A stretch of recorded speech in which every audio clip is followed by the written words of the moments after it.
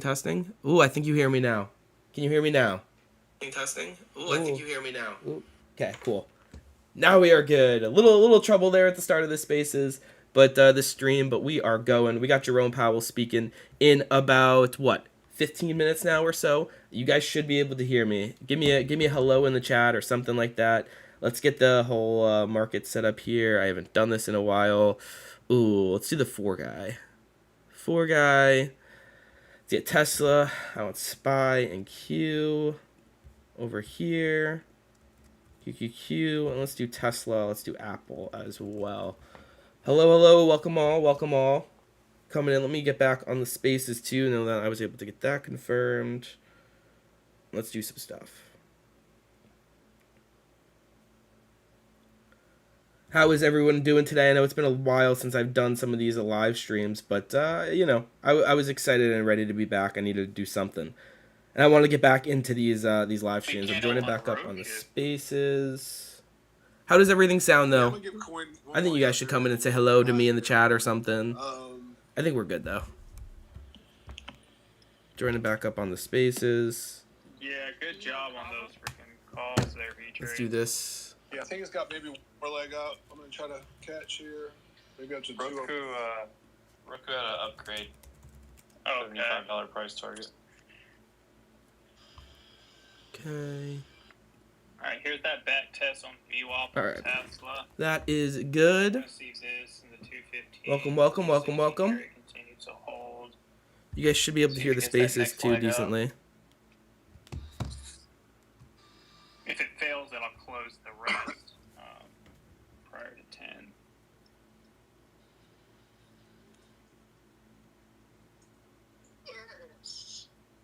AMD getting a nice pop back up to the high. Looks like it's about to make a new high day.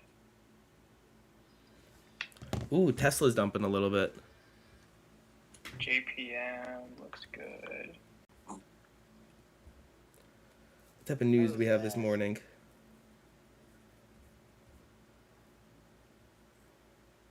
I mean, if you would have taken 0 DTEs on Tesla... Kava is ripping today. No one has said hello to me in the chat yet. That's all I'm saying. I just need one person to say something in the chat. Imagine if you guys couldn't hear me. That'd be insane. Kava's ripping, obviously. Snowflake, she's been struggling. Oof. Let's continue. Let's do 5 minutes on all of these. Ew, even the 5 minutes looking ugly for that one.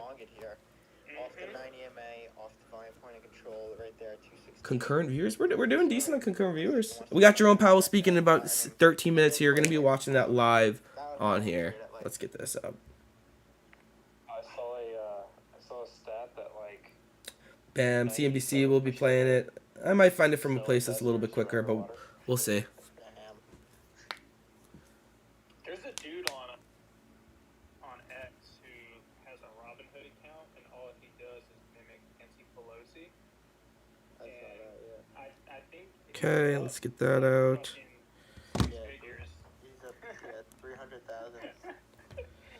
All right. SPY is doing decent. Basically just barcoding though. Qs are doing okay. I am live on the spaces too if you guys can hear it. YouTube is not receiving enough video. Does it look choppy? That's what I'm getting the notification that it's going to be choppy. There used to be an ETF that is inverse Kramer and long Pelosi. They got rid of the inverse Kramer one. It didn't do Oh, SPY new high. No, I'm saying like an ETF that is long whatever Nancy's long and then shorts whatever Kramer says is bull. Guys, someone say hello in the chat. I'm like out here begging for someone, for some like human contact. I just kind of want to know if you guys can hear me. Put anything in the chat if you can hear me right now. I hope you guys can. And I'd imagine the spaces volume is maybe a little bit high. Apple is just ripping here. IWM. There we go. Axel, Zhao. Thank you guys for joining me up here. I appreciate you guys. We're going to be listening to this Jerome Powell press conference in like 10 minutes exactly is when it starts. This link starts in 10 minutes, 48 seconds. I might find somewhere better to listen to it. We might just go through the CNBC one. It's nice and easy. CNBC's solid. We shall see on that one. But, okay, perfect. Thank you guys for saying that. And I hope you guys can hear the Spaces chat as well. When CCL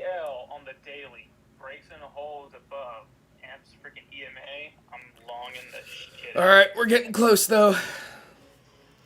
I personally don't expect Powell to say too much. I don't know about you guys. I think that Powell, we kind of have it expected what Powell's going to be saying here.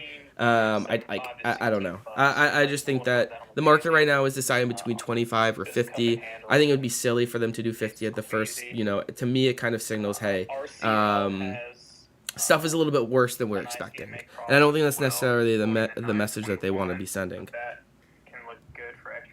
Okay, getting that posted. And then NCLH has a cup and handle as well, and it has a gap to fill above 16.75. Okay. Daily 21 is at 16.53. Breaks and hold above that, fill that gap up to 17.2 area. So cruise lines potentially either on the back half of today if they decide to run, or definitely next week we'll be on watch for upside. Or at least put credit spreads, baby. Look at that long on Tesla, knots. Yep. Around 216. All right. Yep, I think there will be more of the same. TBH. I agree. I don't think he's going to change anything here.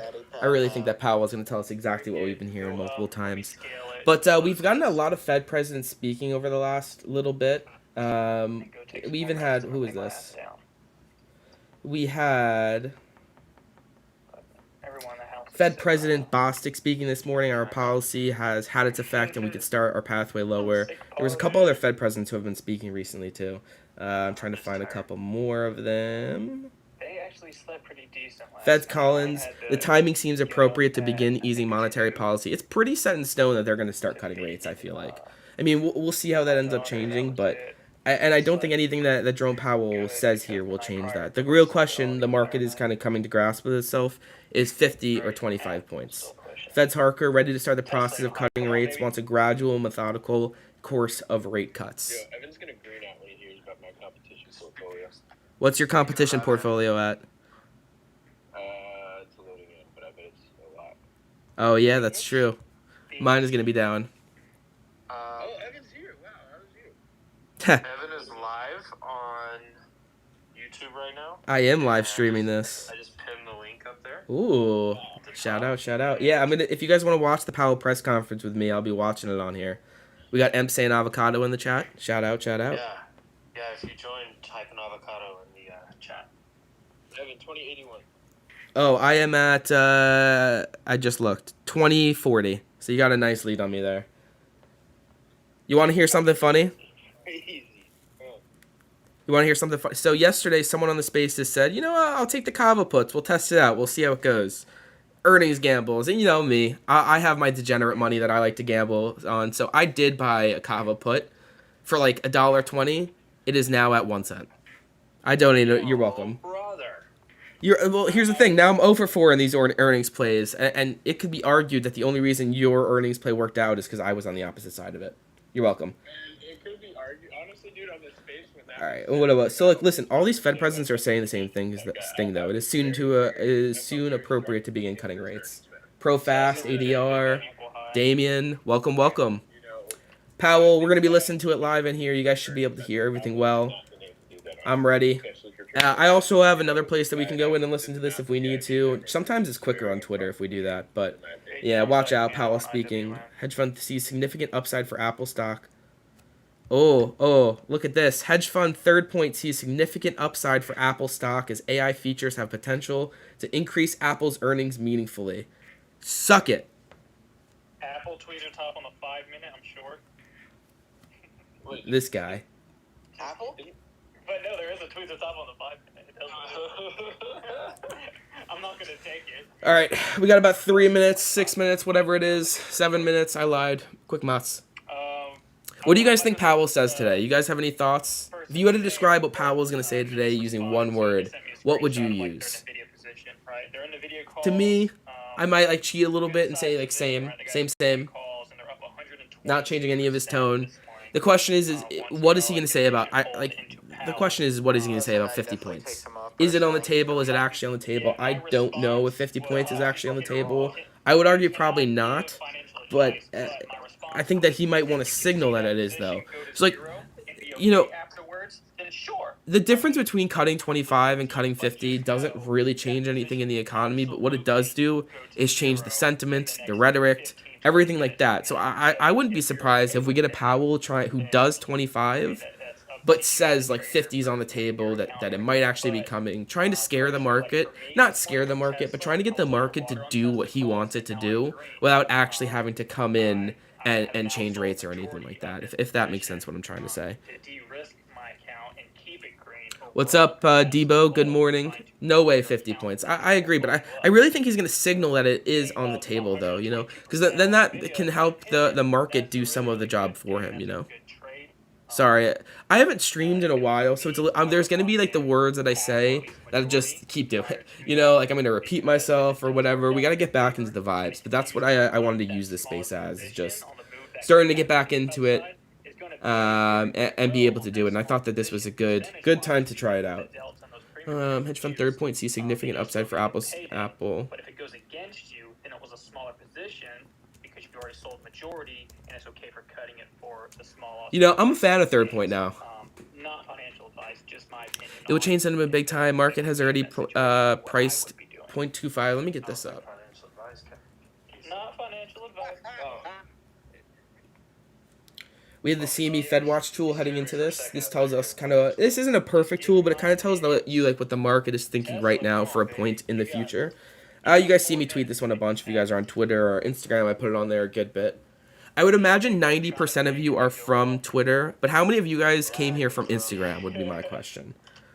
But yeah, 75% chance of a 25-point basis rate cut coming in September is what the market is pricing in right now. 54.2% chance that it's going to be 25 again at the next meeting. And then this is where it starts to get in. The broader question is, what is it going to be this year? 100, 75, or 50? I'm kind of in the camp for 50 points of rate cuts this year. I think that they end up doing the September meeting, and I think they end up doing the December meeting. If you look at the date of this November meeting, it's like 2 days after the election. Oh, amusement from Instagram. Vibe. Sorry, I'm bad with names. All right, we got some people from Instagram on here. Good to see. I'm trying to get you guys all over the place. If you are new to this channel and you guys are not subscribed, make sure you're subscribed. I'm going to do more events just like this, live for different stuff, so you guys can watch it with me, whether it's earnings calls, whether it's, you know, Jerome Powell speaking, events, anything like that. Make sure you're subscribed to the channel, and I'll do more live streams, more YouTube stuff. I'm trying to grow everywhere, get the tentacles going. We got about 2 minutes, though, until Powell starts speaking. And yeah, there might be some live trading going on. I'm going to be watching the markets during it. Right now, I have Apple, SPY, Qs, and I probably want NVIDIA up. What should this fourth chart be? But I'm going to keep it as NVIDIA.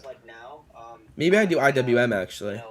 It all matters about context. So if I'm trapped within an orb range trading, I appreciate you, man. Thank you for that. Quick question, because they go live. Say that again, Axel. What's the question? So your stuff on used EVs versus ICE really interesting. How much do you think availability on the market versus battery degradation?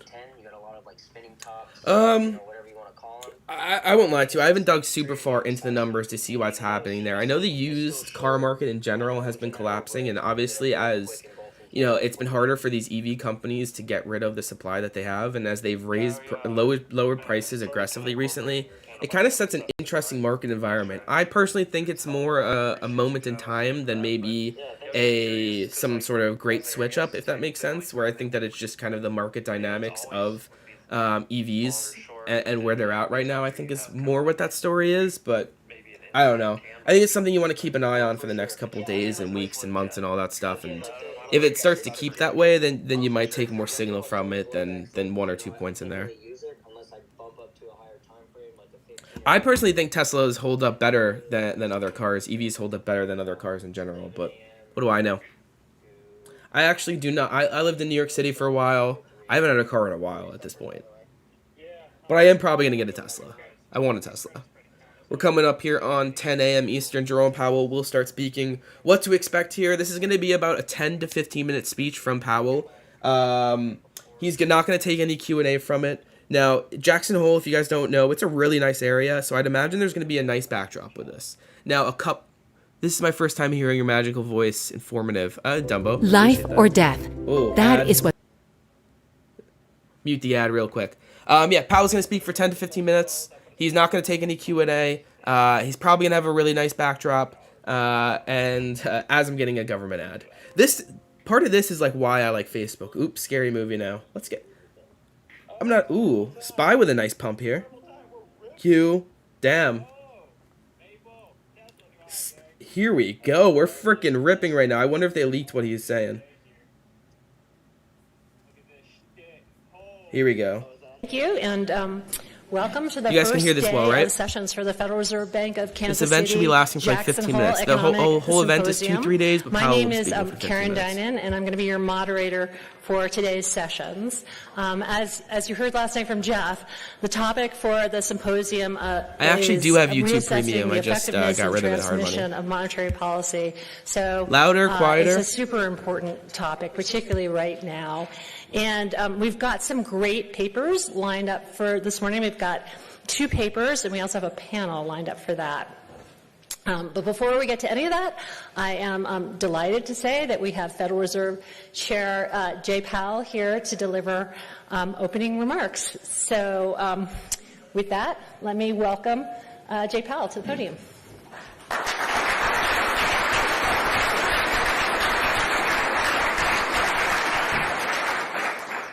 Thank you, Karen, and thanks to our hosts from the Kansas City Fed. It's great to be back here today. 4.5 years after COVID-19's arrival, the worst of the pandemic-related economic distortions are fading. Inflation has declined significantly. The labor market is no longer overheated, and conditions are now less tight than those that prevailed before the pandemic. Supply constraints have normalized, and the balance of risks to our 2 mandates has changed. Our objective has been to restore price stability while maintaining a strong labor market, avoiding the sharp increases in unemployment that characterized earlier disinflationary episodes when inflation expectations were less well anchored. While the task is not complete, we have made a good deal of progress toward that outcome. This is one of the comments Powell said. Today, I will begin by addressing the current economic situation and the path ahead for monetary policy. I will then turn to a discussion of economic events since the pandemic arrived, exploring why inflation rose to levels not seen in a generation, Yeah, Tesla and with a why it nice has pump. fallen so much while unemployment has remained low. So let's begin with the current situation and the near-term outlook for policy. For much of the past 3 years, inflation ran well above our 2% goal, and labor market conditions were extremely tight. The FOMC's primary focus has been on bringing down inflation. Should we test out the 1 second chart? Let's play with the 1 second. Prior to this episode, most Americans alive today had not experienced the pain of high inflation. This is wild. For a sustained How do people do period. this? Inflation brought substantial hardship, especially for those least able to meet the higher costs of essentials like food, housing, and transportation. High inflation triggered stress of unfairness that linger today. Our restrictive monetary policy helped restore balance between aggregate supply and demand, easing inflationary pressures and ensuring that inflation expectations remained well anchored. Inflation is now much closer to our objective, with prices My computer is having lagging risen over the past 12 months. Market conditions. Low unemployment, high participation, historically low racial employment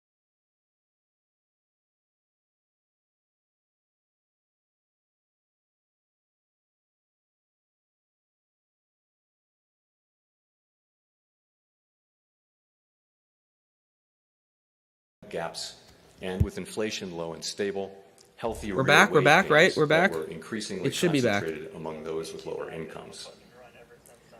Today, the labor I know, market has cooled LL, considerably but we're from its back though, formerly right? overheated state. The unemployment rate began to rise over a year ago and is now at 4.3%, still low by historical standards, but almost a full percentage point above its level in early 2023. Most of that increase has come over the past 6 months. So far, rising unemployment has not been the result of elevated layoffs, as is typically the case in an economic downturn. Rather, the increase mainly reflects a substantial increase in the supply of workers and a slowdown from the previously frantic pace of hiring. Even so, the cooling in labor market conditions is unmistakable. Job gains remain solid but have slowed this year. Job vacancies have fallen, and the ratio of I was trying to do vacancies too much unemployment more has than my returned computer to can its handle. pre-pandemic range. Noted. The hiring and quits rates are now below the levels that prevailed in 2018 and 19. Nominal wage gains have moderated, and all told, labor market conditions are now less tight than just before the pandemic in 2019, a year when inflation ran below 2%. It seems unlikely that the labor market will be a source of elevated inflationary pressures anytime soon. We do not seek or welcome further cooling in labor market conditions. Overall, the economy continues to grow at a solid pace, but the inflation and labor market data show an evolving situation. The upside risks to inflation have diminished, and the downside risks to employment have increased. As we highlighted in our last FOMC statement, we are attentive to the risks to both sides of our dual mandate. The time has come for policy to adjust. The time has come for policy to adjust. All right, that feels like a big quote. That's the one I gravitated towards. Incoming data, the evolving outlook, and the balance of risks. We will do everything we can to support a strong labor market as we make further progress toward price stability.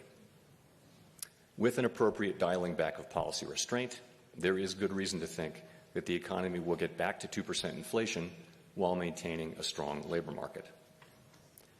The current level of our policy rate gives us ample room to respond to any risks we may face. Yeah. The dumper is the risk here. Of unwelcome further weakening in labor market conditions. So let's now turn to the questions of why inflation rose and why it has fallen so significantly even as unemployment has remained low. There's a growing body of research on these questions, including Gowdy Eggerson's work, which we'll shortly discuss, and this is a good time for this discussion. It is, of course, too soon to make definitive assessments. This period will be analyzed and debated long after we are all gone. Market's trying to hold up, though. The arrival of the COVID-19 pandemic led quickly to shutdowns in economies around the world. It was a time of radical uncertainty and severe downside risks. As so often happens in times of crisis, Americans adapted and innovated. Governments responded with extraordinary force, especially in the United States. Congress unanimously passed the CARES Act, but the Fed was powerful to initialize inflation. And historically, in 2020, grow it. That's on me. I'm just gonna fucking leave it. As risks in turn recede, and it's the risk They come in. This is kind of stops. The computer just can't handle it. Congress delivered additional fiscal support. Yes. Nope, I'm lagging. Again, spending recovery. Every man, yeah.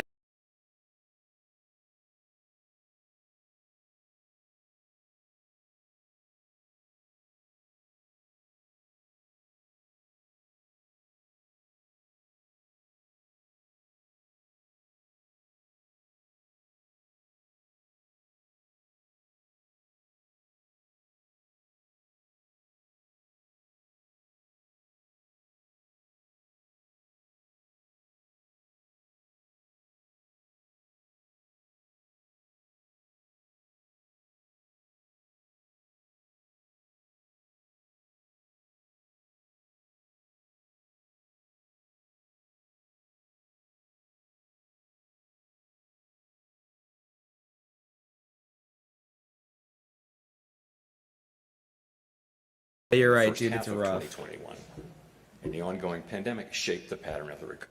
Supply chains were snarled by a combination of lost workers, disrupted international trade linkages, and tectonic shifts in the composition and level of demand. Clearly, this was nothing like the slow recovery after the global financial crisis. Enter inflation.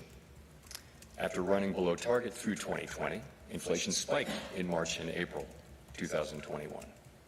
The initial burst of inflation was concentrated rather than broad-based, with extremely large price increases for goods in short supply, such as motor vehicles. my colleagues and I judged at the outset that these pandemic-related factors would not be persistent, and thus that the sudden rise in inflation was likely to pass through fairly quickly without the need for a monetary policy response.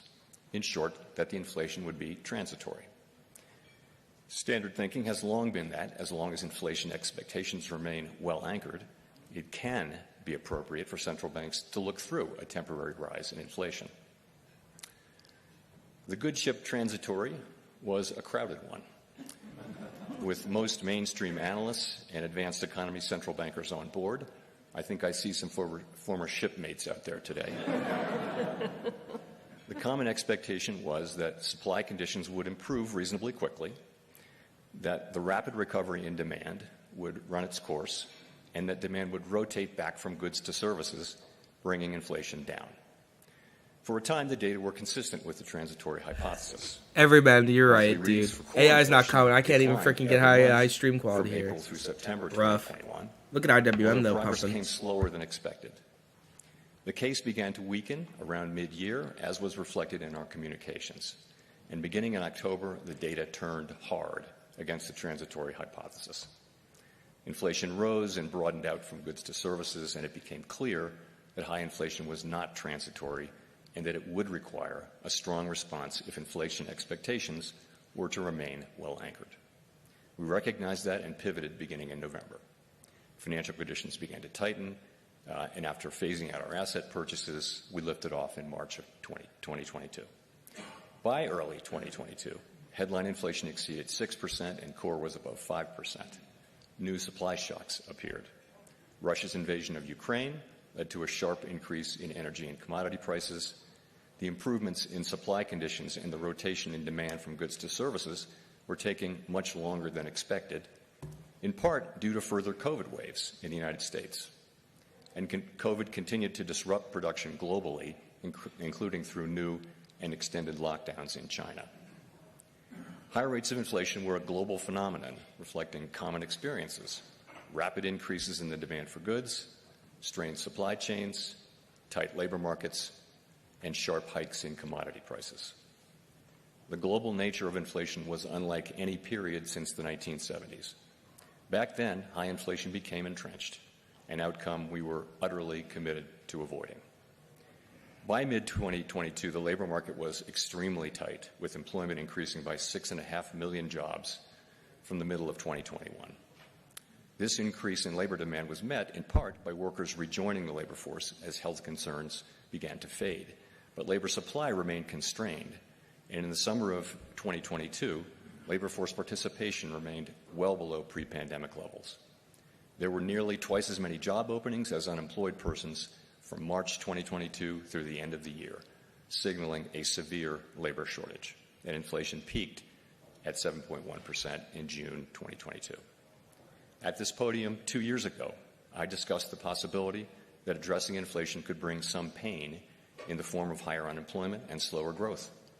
Some argued that getting inflation under control would require a recession and a lengthy period of high unemployment, and I expressed our unconditional commitment to fully restoring price stability and to keeping at it until the job is done. The FOMC did not flinch from carrying out our responsibilities, and our actions forcefully demonstrated our commitment to restoring price stability.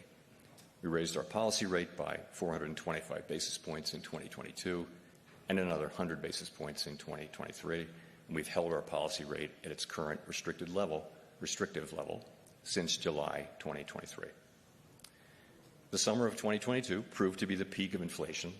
The 4.5 percentage point decline in inflation from its peak 2 years ago has occurred in a context of low unemployment, a welcome and historically unusual result. So, how did inflation fall without a sharp rise in unemployment above its estimated natural rate? Pandemic-related distortions to supply and demand, as well as severe shocks to energy and commodity markets, were important drivers of high inflation, and their reversal has been a key part of the story of its decline. The unwinding of these factors took much longer than expected, but ultimately played a large role in the subsequent disinflation. Our restrictive monetary policy contributed to a moderation in aggregate demand, which combined with improvements in aggregate supply to reduce inflationary pressures while allowing growth to continue at a healthy pace. as labor demand also moderated, the historically high level of vacancies relative to unemployment has normalized primarily through a decline in vacancies, without sizable and disruptive layoffs, bringing the labor market to a state where it is no longer a source of inflationary pressures. A word on the critical importance of inflation expectations.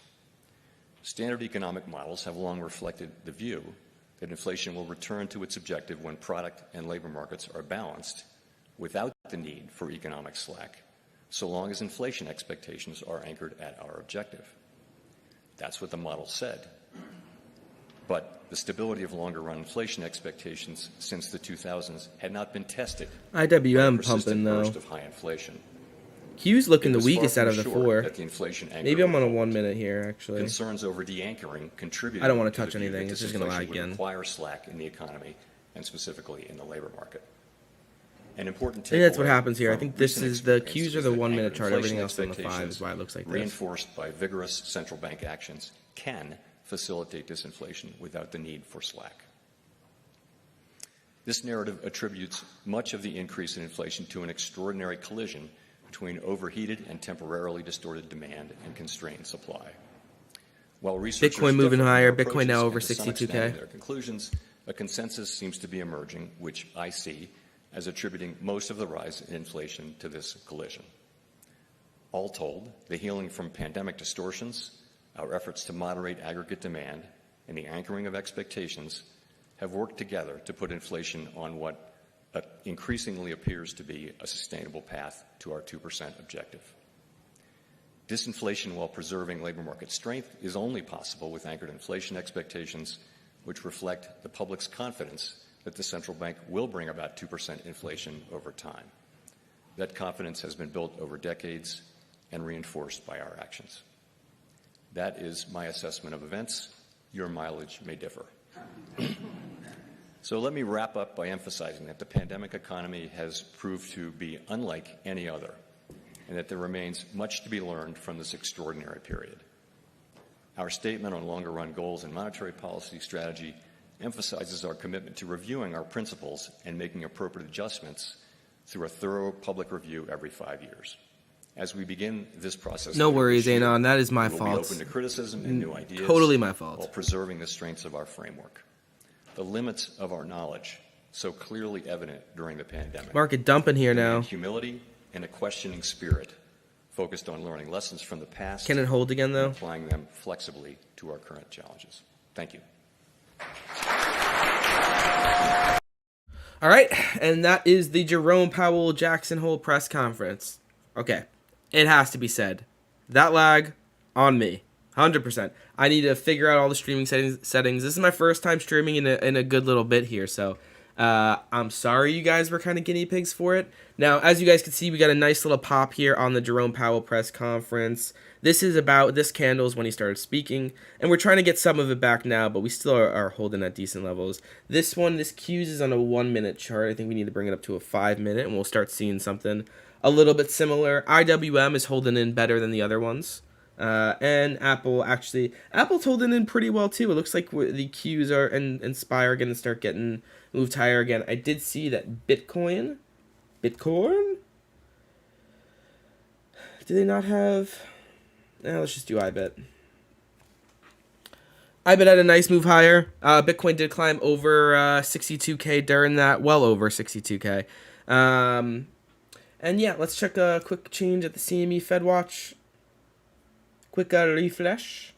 Looks like it's actually pricing in a greater chance of a 50-point rate cut. Before it was like 70-something. Now we're down to 67.5. It's interesting.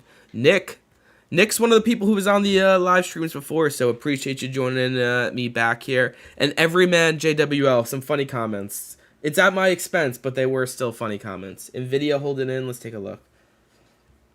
NVIDIA. Obviously, we have these NVIDIA earnings coming up next week, which I am really excited for. No, I appreciate it, man, when we can talk some shit. I like to give it out, so if you like to give out the shit, you got to be ready to take some shit. Obviously, we have these NVIDIA earnings next week, which I am really looking forward to. It should be out on Wednesday, 4:20 p.m. Eastern. Here's what Wall Street is expecting. I think they might even reach up to 25 billion. That could be an interesting one. But yeah, NVIDIA holding in pretty well. Looks like the Qs are recovering a little bit better than SPY is here. What's RSP, which is the equal weight SPY? Yeah. Let's go. All right, guys. What do you guys think of that Powell press conference? I thought it was interesting. I thought it was exactly what we thought he was going to say. This was the big comment that I took away from it. Jerome Powell saying the time has come for policy to adjust. He's telling us there's 25 points coming. There was really no signal in this one between like, hey, are we going to get 25 or 50? There was really no conversation around that. So I don't think the market found out anything new here. I think the market kind of just got told what it already knew in a different way, in the same way again. Now, I did talk about how Powell, he felt a little bit more dovish in this press conference, but what I did also say coming into this, Jackson Hole is a really nice area, and he decided to do this in a small, confined room again, which is a little strange for me. I think in the past, they've done like it with the crazy Jackson Hole backdrop. I wasn't giving... Oh, no. You were giving shit. And I actually enjoyed it. I wish you were. It was funny. Lagging at 10:08 a.m. Eastern is actually impressive. It's pretty funny. But yeah, this was my big takeaway. There was some movement during it. I saw the British pound went up to the highest level against the US dollar since March 2022. We also had Bitcoin getting back over 62K as well. So some big price movement there. If you guys haven't already, make sure you are subscribed to this YouTube channel. I promise you guys, I'm going to figure out that lag problem, and that will not be a thing going forward. I plan to do some more live streams for this stuff going forward. Big events, Jerome Powell speaking, maybe we do it for FOMC, whether it's an Apple event, Tesla event. You guys know we're doing all of the spaces as well on Twitter, so this is a way to supplement it a little bit whenever there's an event that we can maybe listen to and watch together. I'm going to go back in and join in on the live stream in a second here, but this is pretty much what we got going on here. Jerome Powell saying the time has come for policy to adjust. Kind of what the market already knew. So I wouldn't be surprised if we do give back the most of this move throughout the rest of the day. That feels par for the course for what's going to be happening here. Let's see. Tolu says nothing too new, but just reassurance. Everyman JWL says, I think it was kind of par for the course, not overly bearish or bullish. Slightly bullish because it wasn't super bearish and everyone is peeing down their leg for higher. Yeah, those are some fair points there. I would think it was a very middle-of-the-road speech. It did feel a little bit more dovish than some of the past ones, but who knows? A lot of you guys are still hanging out in here. Here's the earnings schedule for next week, by the way. And let me actually see if I could pull something else up for you guys that are hanging in the stream with me. We got 70 of you guys still hanging out in here. Okay, no, Seeking Alpha puts out that Catalyst watch around midday, I think. Oh, well. These are the earnings for next week, though. Like, even though we're really past the big point of earnings season, there's still some big names that report here. Look at this Wednesday. We have NVIDIA earnings, like I said, 4:20 p.m. Eastern. This is what Wall Street's expecting. We have Salesforce earnings on the same day. That's a pretty big one. And then CrowdStrike. I'm really excited for these CrowdStrike earnings. I know it has become a little bit of a hated company. I appreciate you, everyman. Nice. Yeah, CrowdStrike is a big company that I'm looking forward to. I might have bought a little bit on. This is basically my cost basis right here, so we're hanging out right there. Yeah, any way I can help everyman. And by the way, I wasn't taking any shots or anything when you were coming in. You were rightfully giving me some crop for being laggy, which I need to figure out, but yeah. We also have Lululemon earnings, Dell earnings, Marvell, Autodesk, Ulta, MongoDB. Next Wednesday and Thursday are big days. So don't think earnings season is fully done or whatever. Maybe you could think that this is the last week. Let's look after this. So look, after next week is when we start to go down. We have Broadcom and DocuSign, which actually, I don't know if you guys saw this. There is now a 2x long Broadcom ETF, which trades under the ticker AVGX. I'm more excited to watch this 2x Super Micro one. It's pretty hilarious. That's going to be an insane mover. But yeah, we got a lot coming on in the market going up over the next couple days and weeks. SPY is just going all over the place. It's back up basically close to the high of the session. Nvidia holding in dramatically well. Apple holding in very well as well. Both of those kind of hanging out in the same spot. But it seems like the general market, this is kind of the direction we're going here. Let's see. Anything else going on today? Let's pull up the market watch. All right, market watch. No, both of these already happened. Damn, Tesla, Nvidia strong. Bulls today, both up like 4.5%. Yeah, I'm probably going to do another one of those Magnificent 7 checks, like a post-Powell one. Here's what we got for next week. For me, I think this PCE on Friday is the big one. A GDP revision. Initial jobless claims. The market is really focused on this.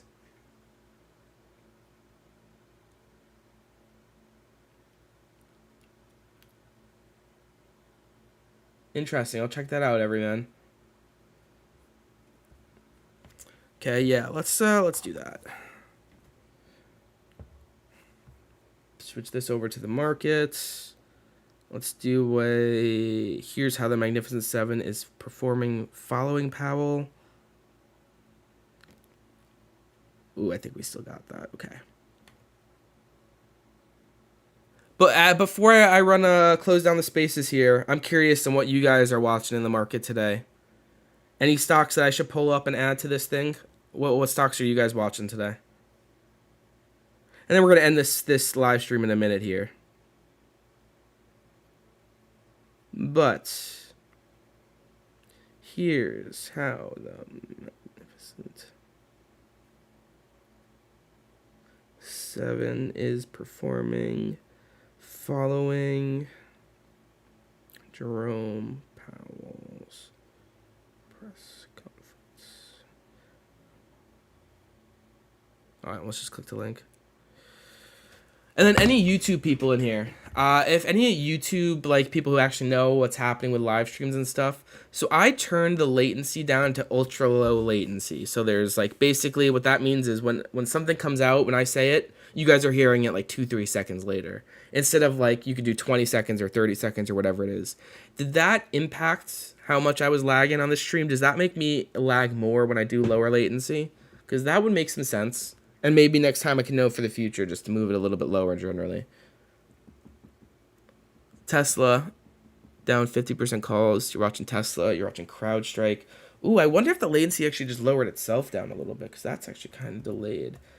Tesla, holding in well, though, over 220. Tesla was down 50% on calls yesterday, but today we're up. Dumbo, yeah, I can see they're moving up. Look at this chart here. I think this is all intraday. Tesla is flying, up 4.6% now today. What else do we have? CrowdStrike, you were looking at. Those have earnings next week, as I was saying. Okay, not really much movement on the CrowdStrike. Still holding in pretty well. We want to see it over. If you're a bull, you want to see it get over 300 and hold that. Okay, DraftKings having a nice day. What was that one there? EOSE. I never got into this EOSE one, but I know a lot of you guys did. I see it all over the place on FinTwit. Interesting. One I'll have to add onto my radar. All right. And then we're coming into the end of this one. I appreciate you guys. I'm sorry for the lag one more time. You know, that is definitely not what I want to have happening here. I want pure, clean, crisp, beautiful quality on the spaces. Sometimes that's going to happen. Sometimes it isn't. Goal is to always continuously be moving more in that direction where the quality is going up. So I'm still on that grind for those who were in here on 4K watch hours. Yes, I did get a little bit demotivated there for a good little bit, but we're back. I'm going to do more and more of these live streams for big events. NVIDIA earnings next week. If you guys want to see NVIDIA earnings, me cover them live, no lag, we could watch the earnings call, we could do all that great stuff. Make sure you are subscribed to this channel. We are at 4485 subscribers right now. We started this live stream around like 4450, so we've gained probably 35 subs from this. That's fantastic. I appreciate all of you. If you guys aren't subscribed, make sure you do. anyone in here probably came from my Twitter or my Instagram account. You guys know I've been building those for years, and I hope you guys enjoy the quality on there. If you do, you're going to enjoy what we're doing on here more too. I think that YouTube and newsletters, and you always got to continuously grow out those tentacles in this game and make sure I'm not putting anything, not taking anything away from Twitter or Instagram. I should call it X maybe, but whatever, it's Twitter. So anything I do here on YouTube will be additive to what I'm already doing. Anything I do on newsletters will be additive to what I'm already doing. And my goal is to continue just do more and more and more. And you guys have blessed me by letting me do something that I really enjoy, actually as a job. So I am trying to continuously take advantage of that and do as good of a job as possible. So I appreciate each and every single one of you. For anyone wondering, we've gotten actually pretty good watch hours on this one. We've been live for 47 minutes and ended up with 58 watch hours. Keep in mind, I lagged a shit ton during this live stream. We would have had more. And it wasn't even a long time. So I'm actually really happy with that one. We're coming back. We got a couple subs too. This was a very productive live stream. Remember me when your YouTube channel hits 1 million. Dumbo, I will. I'm gonna screenshot this comment. Here we go. We're gonna take a picture of it and get the good vibes in there. 1 million feels like a long way away. I just want to hit 10K right now. There we go. Screenshot taken. I will remember. One more quick check. What's IWM doing? Still moving higher. What's my Apple doing? All right. Not bad. We want to see it hold in. We got these nice comments. Whenever someone says anything good about my largest holding, I am supportive of it. Third point saying that they see significant upside for Apple stock as AI features. Potential to increase Apple earnings meaningfully. I love it. Say more good things about my largest holding. That's what I always say.